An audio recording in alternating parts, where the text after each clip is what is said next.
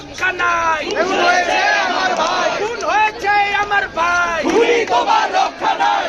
শিক্ষার্থীদের এই যৌক্তিক আন্দোলনে, আজকের আন্দোলনে ঢাকা বিশ্ববিদ্যালয়ের যেসব শিক্ষকরা এবং অন্যান্য বিশ্ববিদ্যালয়ের যে শিক্ষকরা এসে উপস্থিত হয়েছেন তাদের আমি সাধুবাদ জানাই, এবং একই সাথে একটি বেসরকারি বিশ্ববিদ্যালয়ের শিক্ষক হিসেবে আমি মনে করি এটা আমার নৈতিক দায়িত্ব ছিল এই আন্দোলনে সংযুক্ত হওয়ার সবার সাথে। আজকে বর্তমানে বাংলাদেশের যে পরিস্থিতি, শিক্ষার্থীদের উপর যেভাবে হামলা হচ্ছে, নির্যাতন হচ্ছে, তাদের বলা হচ্ছে টেলিভিশনে যে তাদের দাবি আদায় করা হয়েছে, কিন্তু এই কথা বলার পরেও আমরা যখন দেখি নিয়মিত ছাত্রদেরকে হয়রানি করা হচ্ছে, ছাত্রদেরকে গ্রেফতার করা হচ্ছে, গণগ্রেফতারের মতো জিনিসগুলো হচ্ছে, আমরা মনে করি এটি আমাদের জন্য অনেক লজ্জাজনক। এবং একজন বিশ্ববিদ্যালয়ের শিক্ষক হিসেবে এবং ঢাকা বিশ্ববিদ্যালয়ের একজন সাবেক শিক্ষার্থী হিসেবে এই কারণে আমি আজকের আন্দোলনে শরীক হতে এসেছি।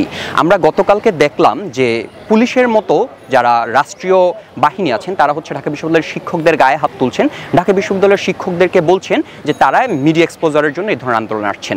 আমি ওই সকল পুলিশ সদস্যদের বা বিডিআর সদস্য বা যারাই কিনা সরকারের নির্দেশে শিক্ষকদের গায়ে হাত তুলছেন বা শিক্ষকদের সাথে অপমানসূচক কথা বলছেন, আমি তাদেরকে বলতে চাই যে বাংলাদেশের ক্ষেত্রে ঢাকা বিশ্ববিদ্যালয়ের শিক্ষক যারা আছেন, আমার শিক্ষক যারা ছিলেন ঢাকা বিশ্ববিদ্যালয়ের, তাদের কোনো মিডিয়া এক্সপোজারের প্রয়োজন হয় না। তাদের মিডিয়া এক্সপোজার হচ্ছে ঢাকা বিশ্ববিদ্যালয়ের 40,000 শিক্ষার্থী, তাদের এক্সপোজার হচ্ছে সমগ্র বাংলাদেশ। সুতরাং সমগ্র বাংলাদেশ যখন এক জায়গায় দাঁড়ায়, সকল শিক্ষার্থীরা যখন এক জায়গায় দাঁড়ায়, আজকে এই অপরাজয় বাংলার পাদদেশে এসে আমি গুটি কয়েক শিক্ষক দেখলাম। তুলনামূলকভাবে পুরো যদি আমি বাংলাদেশের সকল বিশ্ববিদ্যালয়ের শিক্ষকদের কথা চিন্তা করি, শুধুমাত্র ঢাকা বিশ্ববিদ্যালয় যেখানে 2000 শিক্ষক, সেখানে আজকে সকল বিশ্ববিদ্যালয়ের শিক্ষক মিলে 200 শিক্ষকও হয়নি।